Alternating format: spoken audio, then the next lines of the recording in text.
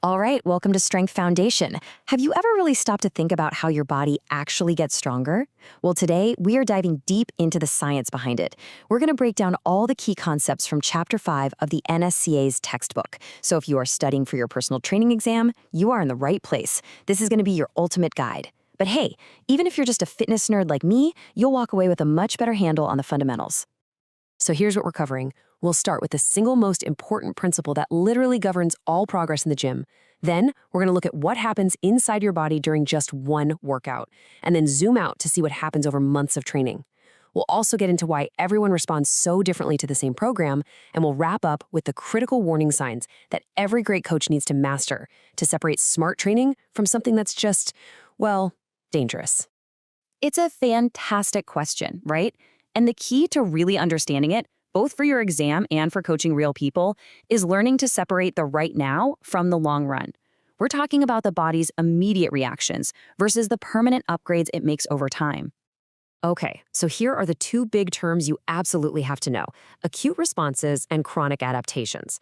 Think of it like this. An acute response is that feeling of your muscles burning during a tough set of squats. It's temporary. But a chronic adaptation, that's what you get when you stack those workouts together for months. Each workout is like laying a single brick. The chronic adaptation is the strong wall you build over time. The entire process of getting stronger, from that very first workout to years down the line, is all governed by one single foundational principle. If you remember only one thing from this entire chapter for your exam, make it this. And that principle is progressive overload. I want you to burn that term into your brain. You see, the body is kind of lazy by design. It doesn't want to change unless you force it to. By constantly, progressively adding more stress, whether that's more weight, more reps, or less rest, you give the body a really compelling reason to adapt and get stronger. Without this, progress just hits a wall. This is the engine that drives all gains, period. Okay, so we know we have to apply stress. But what does that stress actually do in the moment? Let's zoom way in on a single, challenging set of squats and see what's happening inside the body. The response is immediate, and it's a whole cascade of events. This table right here is your cheat sheet for acute responses. It's an absolute goldmine for the exam. Notice how it's broken down into three key systems: neurological, muscular, and endocrine. This tells us that during a single workout, your nervous system is the commander, your muscles are the soldiers on the front line, and your hormones are the support crew, managing the whole operation. So let's start with the neurological side of things. To lift a weight, your brain sends a signal down a motor neuron to a group of muscle fibers. This whole package, the neuron and all the fibers it controls, is called a motor unit. And the very first thing that happens in a workout is that your brain just sends a stronger signal, recruiting more of these motor units to get the job done. But it's not just about getting more motor units involved. It's also about how fast they're told to fire. This is called rate coding. So here's the crucial takeaway. Within seconds of starting a set, your body gets stronger not because the muscle magically got bigger, but because your nervous system got way better at recruiting more motor units and making them fire more rapidly. It's a communication upgrade. Now, while the nervous system is playing conductor, the muscles are doing the hard work. They're just burning through fuel like ATP and glycogen, and that creates these metabolic byproducts that cause that burn and fatigue we all know. Your endocrine system sees this chaos and jumps into action, releasing anabolic hormones like testosterone and growth hormone to manage the stress and get a head start on the repair process. Okay, so that's the story of one workout. But the real magic, the reason we all train, isn't for what happens in one day. It's for the long haul. So what happens when we stack these workouts, brick by brick, for weeks, months, and even years? Let's talk about those long-term gains. Now, this is really, really interesting, and something you'll definitely see on the exam. Look at this graph. Pay close attention to those first 6 to 8 weeks. See how that neural factors line shoots straight up while the increase in muscle size line is pretty much flat? This is a huge concept. A beginner's initial strength gains are almost entirely from their nervous system getting more efficient, way before their muscles have actually grown bigger. So after those initial neural gains, the muscle tissue itself finally starts to adapt. And this main adaptation is called hypertrophy. The best way to think about it is this: you're not building more muscle fibers, you're just making the existing fibers thicker and stronger. This process is what's responsible for that visible muscle growth we're all chasing. Now, you might hear this other term tossed around, hyperplasia, which is an increase in the number of muscle fibers. And while there's some debate about it in animal studies, the NSCA text is very clear on this. For your exam and for all practical purposes, hypertrophy, making the fibers bigger, is the primary, proven driver of long-term muscle growth in humans from resistance training. And this table here just brilliantly illustrates how widespread these long-term changes are. It's not just about getting bigger muscles. I mean, look at this.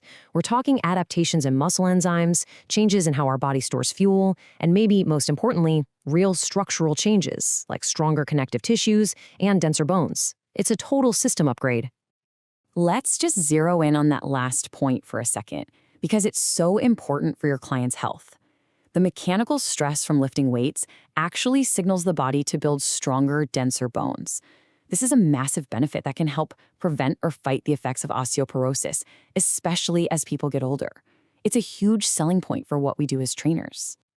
So if progressive overload is the key, why is it that two people can do the exact same program and get totally different results?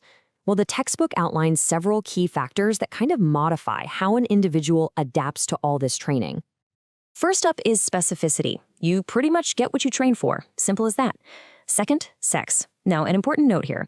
While men typically have more overall muscle mass, the textbook is clear that the quality and force-producing capability of the muscle tissue itself isn't different. Third, age. We all face age-related muscle loss, also known as sarcopenia, but resistance training is our absolute best weapon against it. And finally, genetics. Let's be real, some people are just built to adapt faster. Understanding all these is crucial for setting realistic goals with your clients. Finally, we have to talk about the guardrails. As a coach, your job isn't just to apply stress, but to manage it. You have to know the risks of applying way too much stress or taking it all away. We know progressive overload is the key, but this leads to a really common trap, the idea that more is always better. The answer is a hard no. There is a super fine line between the dose of training that stimulates growth and the dose that becomes a poison, and a great coach knows exactly where that line is. Okay, this slide is critical. You absolutely have to know this distinction for the exam. Overreaching is a planned, short-term push, like a really tough week of training that's followed by a recovery period. It can actually boost performance. Overtraining, on the other hand, is a much more serious, chronic state where performance tanks for weeks or even months. Overreaching can be a tool. Overtraining is a disaster you have to help your clients avoid at all costs. And here are the red flags. You need to burn these symptoms of overtraining into your memory. A client who's plateaued, is always tired, can't sleep, isn't hungry, and is just sore all the time is not just working hard. They are probably overtrained. Catching these signs early is key to preventing months of lost progress. And of course, the opposite of overtraining is no training at all. This is called detraining. All those amazing, hard-earned adaptations we talked about, yeah, they're reversible. When you stop applying the stimulus, the body adapts by getting rid of what it doesn't need, which leads to atrophy or a decrease in muscle size. It really is the use it or lose it principle in action. So that brings us to the end. As a future coach, you are a master of stress. You apply it with progressive overload, you understand its short and long-term effects, and you manage it to avoid the big pitfalls like overtraining. Knowing this science isn't just about passing a test. It's about earning your clients' trust and safely guiding them to their goals. Good luck with your studies. You got this.